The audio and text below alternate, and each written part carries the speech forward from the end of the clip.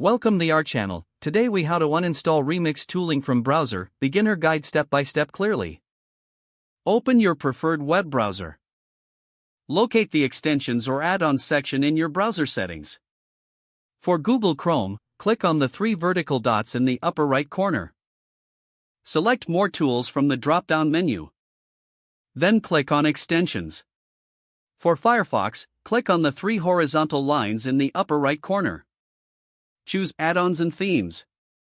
Select Extensions from the menu on the left side. Find the Remix tooling extension in the list of installed extensions. Click on the Remove button next to the Remix tooling extension. For Microsoft Edge, click on the three horizontal dots in the top right corner. Select Extensions from the drop-down menu. Again, find the Remix tooling extension. Click on the Remove button to uninstall. Once removed, close the Settings tab. Refresh your browser to ensure changes take effect. Check that the Remix tooling extension is no longer listed. You have successfully uninstalled Remix tooling from your browser. If the page does not load, refresh the browser or try again in a private or incognito window.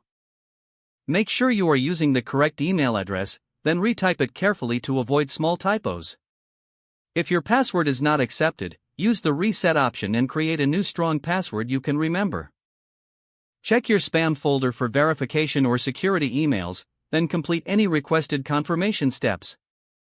Enable two-factor authentication if available to improve account security and reduce unauthorized access risk. After signing in, review your profile details so your contact information and settings are accurate and current.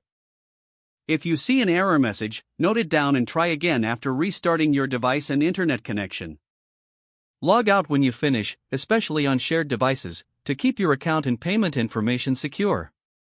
If the page does not load, refresh the browser or try again in a private or incognito window. Make sure you are using the correct email address, then retype it carefully to avoid small typos.